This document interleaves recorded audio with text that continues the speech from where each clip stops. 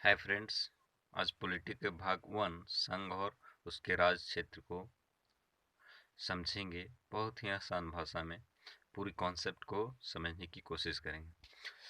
संविधान के भाग 1 संघ और उसके राज क्षेत्र अनुच्छेद 1 से 4 तक वर्णित है। अनुच्छेद 1 में क्या कहता है कि भारत अर्थात इंडिया राज्यों का संघ होगा।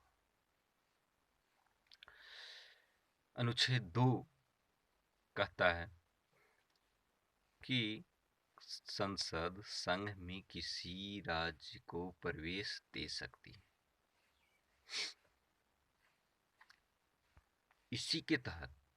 इसी अनुच्छेद के तहत 1975 में 36वां संविधान संशोधन के द्वारा सिक्किम को पूर्ण राज्य का दर्जा मिला। अनुच्छेद 3 क्या कहता है कि किसी भी राज्य के क्षेत्र यानी क्षेत्रफल, नाम, सीमा में संसद परिवर्तन कर तो सकती है, लेकिन उसके लिए राष्ट्रपति को पूर्ण ज्ञापन सौंपना जरूरी होता है और राष्ट्रपति उस जिस क्षेत्र का नाम, सीमा, क्षेत्रफल में परिवर्तन होने वाला है वहां के विधानमंडल में ये सूचना देते हैं। ये था अनुच्छेद 3 की सीमा, नाम, क्षेत्रफल में परिवर्तन किया जा सकता है। अनुच्छेद 4 क्या कहता है? अनुच्छेद 4 कहता है कि अनुच्छेद 2 और 3 में किया गया संशोधन संविधान संशोधन नहीं माना जाएगा, क्योंकि ये 2-3 में तो उल्लिखित है कि नाम, सीमा, क्षेत्र में परिवर्तन किया जा सकता है, तो फिर ये संविधान संशोधन कहाँ से माना जाएगा?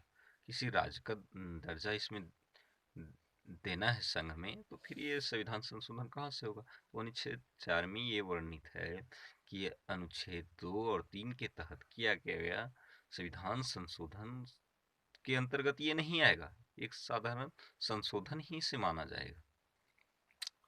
ये संविधान के भाग 1 अनुच्छेद 1 से 4 के महत्वपूर्ण, जो भी अनुच्छेद 1 से 4 हैं सारे महत्वपूर्ण हैं। अब क्या है कि जब नाम, सीमा, क्षेत्र में परिवर्तन हो सकता है तो कई राज्य नए बनने का डिमांड चालू हो गए।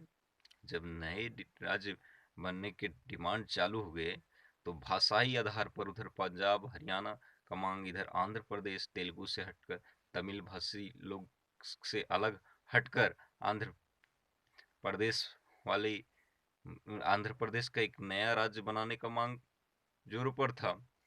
इसीलिए 1948 में एक धर आयोग का गठन किया गया, जिसमें 3 व्यक्ति एस के धर, एस के लाल और पन्नालाल को जिम्मा सौंपा गया। सरकार ने जिम्मा सौंपा कि देखिए क्या भाषाई आधार पर राज्य गठन करना उचित है।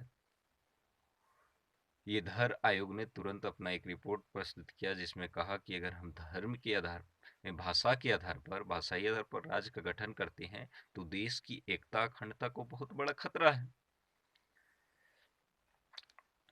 फिर इसी के जांच के लिए जेवीपी कमेटी का गठन किया गया। जेवीपी कमेटी में 3 सदस्य थे, जवाहरलाल नेहरू, वल्लभ भाई पटेल और पट्टाभी सीतारामैया। धर आयोग जो रिपोर्ट प्रस्तुत किया था उसी की जांच के लिए जेवीपी कमेटी का गठन किया गया था। तो जेवीपी कमेटी ने भी ये माना कि अगर हम भाषाई आधार पर नए राज्य का गठन करते हैं तो देश की एकता और अखंडता खतरे में पड़ सकती है। अतः इन्होंने भी इसे अस्वीकार किया।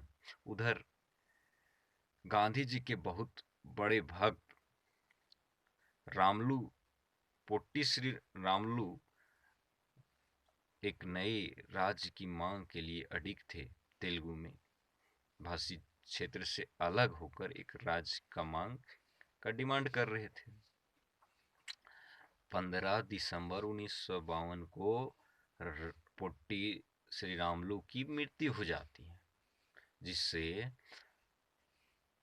आंदोलन भड़क जाता है, क्योंकि पोट्टी श्रीरामुलु आमरण अनशन पर बैठे थे और वे वहां के बहुत बड़े नेता थे, तो लोगों के चहेते थे।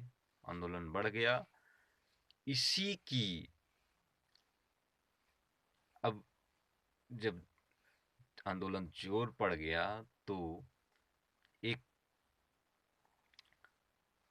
जब आंदोलन जोर पड़ गया, जगह जगह दंगे होने लगे, तो 1 अक्टूबर 1953 को आंध्र प्रदेश नामक भाषाई आधार पर प्रथम राज्य का निर्माण हो गया।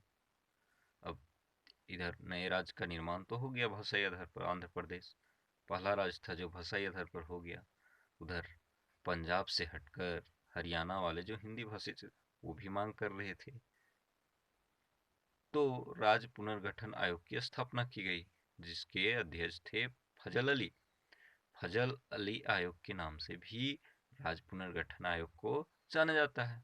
इसमें फजल अली आयोग या राज्य पुनर्गठन आयोग में 3 सदस्य, एक फजल अली स्वयं अध्यक्ष, हृदयनाथ कुंजरू और तीसरे व्यक्ति थे के.एम. पन्नीकर। ये तीनों व्यक्ति ने एक प्रस्ताव पारित करवाया, एक नियम बनाया राज्य पुनर्गठन आयोग के को पारित किया 1956 में, जिसके तहत जो प्रांत पहले 4 भाग में बटे थे वो अब 14 राज्यों में और 6 केंद्र शासित प्रदेश में बांट दिए गए। इस प्रकार से बहुत सारी भाषाई आधार पर राज्यों का मांग की समस्या तो सुलझी ही, साथ में तमाम प्रकार की समस्याएं समाप्त हुई। इसी के आधार पर बाद में गुजरात, महाराष्ट्र, उत्तराखंड, झारखंड, तमाम राज्य बने। तो ये था भाग 1 संविधान के अनुच्छेद 1 से 4। अब हम बात करेंगे अगले टॉपिक में नागरिकता भाग 2 की, जिसमें सिटीजनशिप अनुच्छेद आर्टिकल 1 to 5 to 11 है। तब तक के लिए धन्यवाद।